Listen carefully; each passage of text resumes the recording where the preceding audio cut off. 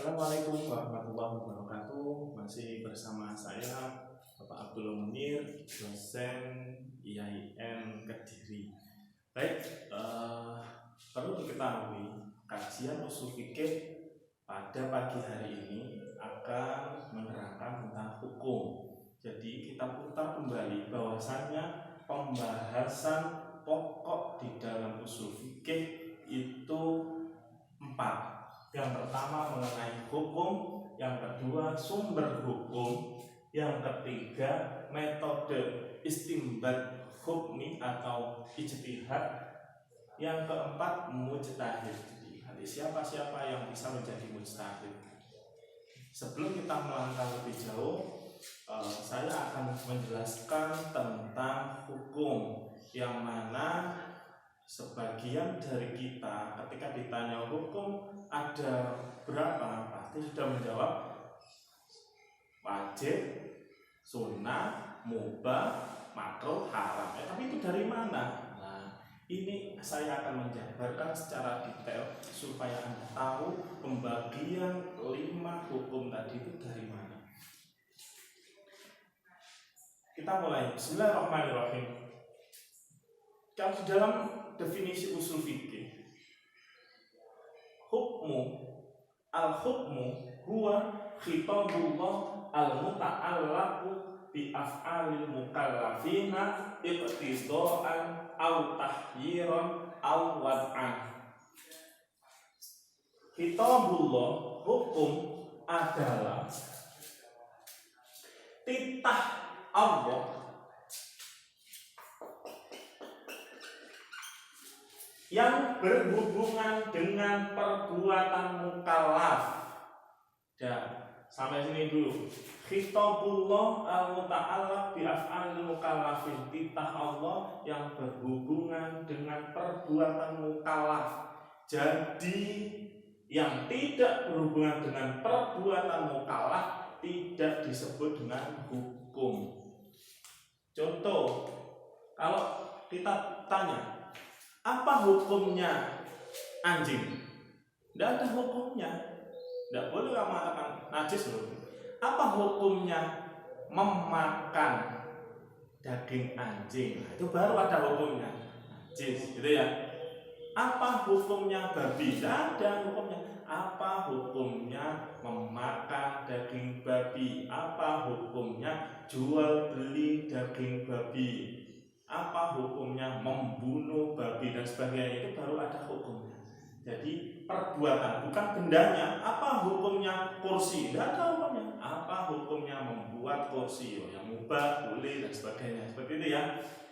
Mukallaf adalah orang yang baligh dan berakal, ya. Kalaf. Jadi apa hukumnya orang gila yang telanjang? Tidak dikenai hukum karena bukan mukallaf. Atau apa hukumnya anak kecil yang telanjang? Tidak ada hukumnya. Tapi kita sebagai orang yang melihat orang gila telanjang, wajib bagi kita untuk menutup auratnya, gitu kan? Berarti hukum melihat aurat orang yang telanjang haram, gitu ya. Oke. Sampai di sini paham ya? Hukum adalah titah Allah yang berhubungan dengan perbuatan mukallaf. Jadi apa hukumnya tasbihnya para malaikat? Tidak termasuk hukum. Jadi perbuatan dan mukallaf itu kuncinya. Oke.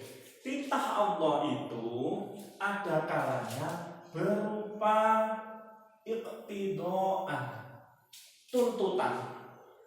Ada kalanya berupa tahyiron, suruh memilih. Atau ada kalanya berupa wad'an, pembuatan atau ketetapan, gitu ya. Iqtidaan, tuntutan itu ada 2. Ada tuntutan untuk melakukan, ada tuntutan untuk meninggalkan. Tuntutan untuk melakukan itu ada 2. ada yang bil ilzami dengan tegas, ada yang bi ghairil ilzami dengan tidak tegas. Tuntutan melakukan sesuatu dengan tegas itu kita bahasakan menjadi wajib, ya.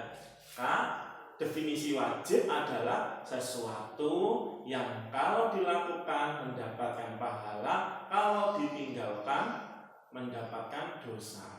Apa contohnya? Salat 5 waktu, puasa Ramadan.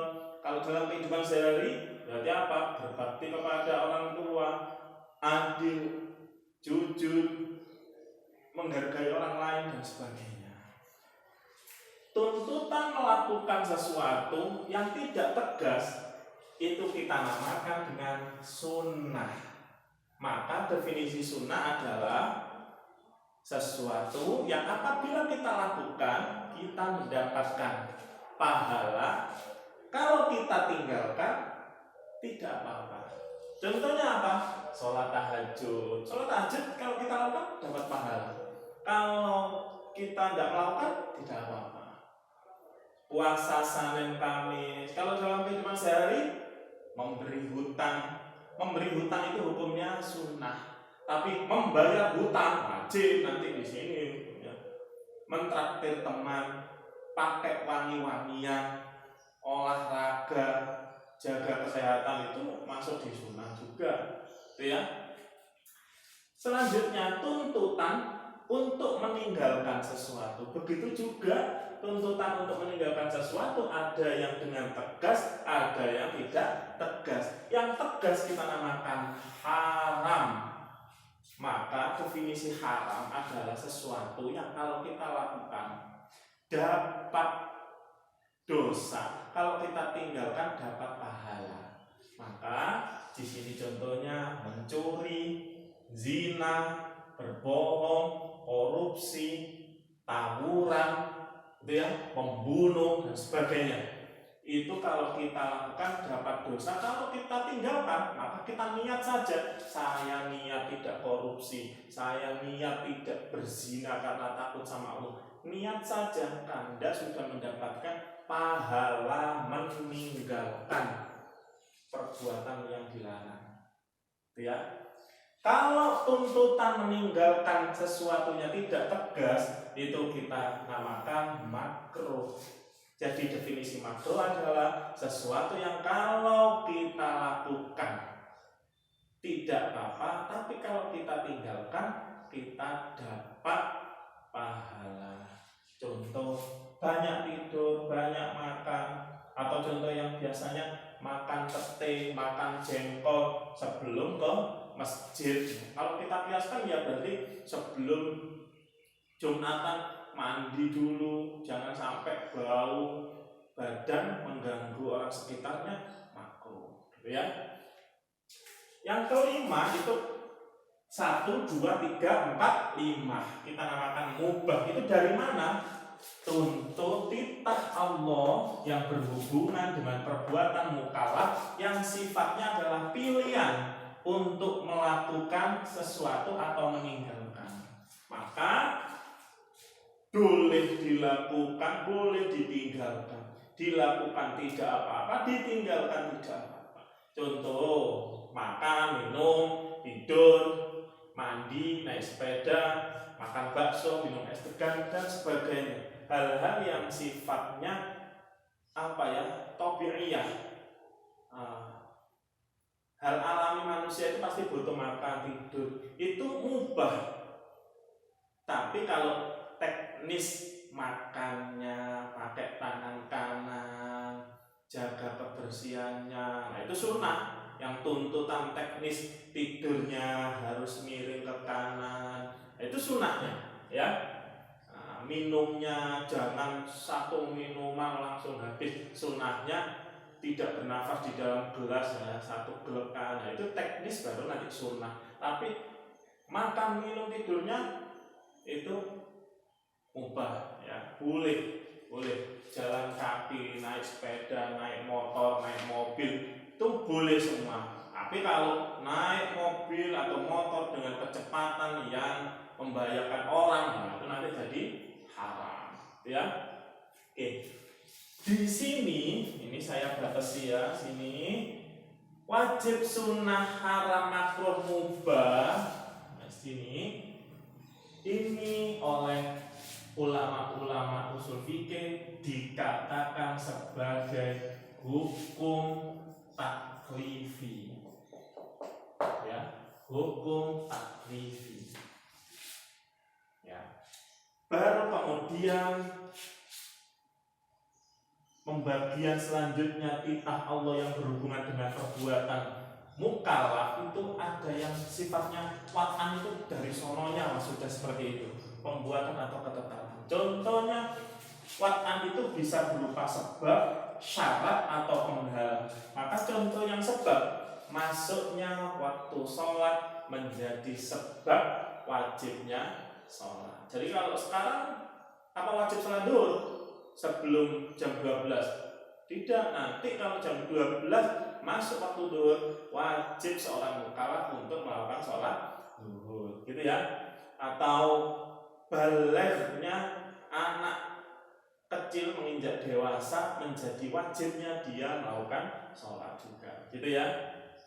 Kalau syarat, contohnya wudhu menjadi syarat sahnya sholat.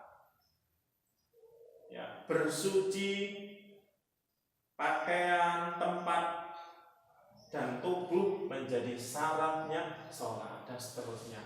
Kalau mani penghalang, contohnya haid menjadi penghalang salat, atau membunuh menjadi penghalang seseorang untuk mendapatkan warisan. Jadi itu yang saya bisa terangkan mengenai hukum. Maka ulama, hukum ada dua. Hukum ada berapa? Ada dua. Yang pertama dinamakan hukum taklifi. Yang kedua ini kita namakan dengan hukum wad'i, ya, wad'i.